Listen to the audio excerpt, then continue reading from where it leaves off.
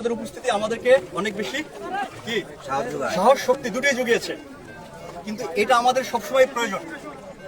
আপনারা সকাল থেকে আমাদের সাথে ছিলেন, আমরা খুব খুশি, ফাইন। বাট মনে রাখতে হবে যে আমাদের সবারই কিন্তু কাজের একটা সীমারেখা থাকে, ঠিক না? সীমান্তে আসতে পারে কারা? শুধুমাত্র বিজেপি আসতে পারে, বিজেপি ছাড়া কেউ কিন্তু আসতে পারে না। এখন আপনারা আসছেন, আমাদের সাথে ছিলেন, খুব খুশি হয়েছি আমরা আপনাদেরকে ধন্যবাদ জানাই। কিন্তু একটু কথা থেকে যায়, এখন যদি আপনারা থাকেন তাহলে কিন্তু আমরা একটু অসম্মানিত হয়ে যাই। কেন? কারণ ইন্ডিয়ার ভিতরে আমাদের যাওয়ার কথা না, তো যাওয়া যাবে না। আপনারা যেভাবে দায়িত্ব পালন করুন, আমাদেরকে সহযোগিতা করেছেন, আমরা আপনাদেরকে অনেক সম্মান করি এজন্য। কিন্তু আবার একই সাথে আমরা এমন কিছু করব না যাতে করে আবার আমরা নিয়মটা ভেঙে ফেলি। আমাদের দেশে কি অন্য কোনো দেশের মানুষের আসার কথা?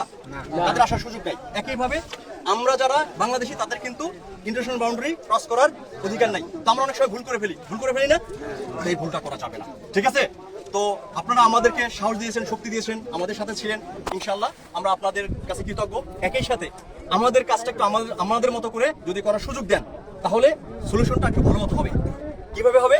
আমরা তো অনেক কিছু জানি, প্রসেস জানি, ঠিক না? যেটা আপনাদের জানার কথা না, কারণ আমাদের ট্রেনিং করা হয়েছে এভাবে। তো ইনশাআল্লাহ আমাদের কাজটা আমরা সুন্দরভাবে করতে পারবো। আপনারা আমাদের উপর আস্থা রাখেন, বিশ্বাস রাখেন। আমাদের উপর আস্থা আছে, বিশ্বাস আছে।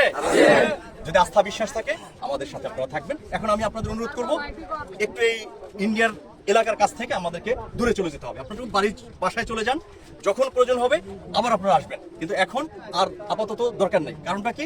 আমাদের সবকিছু অনেকটা সলিউশন আমাদের হয়ে গিয়েছে, ঠিক আছে? আমার কথা কি বুঝতে পেরেছেন? আপনাদেরকে পুনরায় আমি ধন্যবাদ জানাচ্ছি।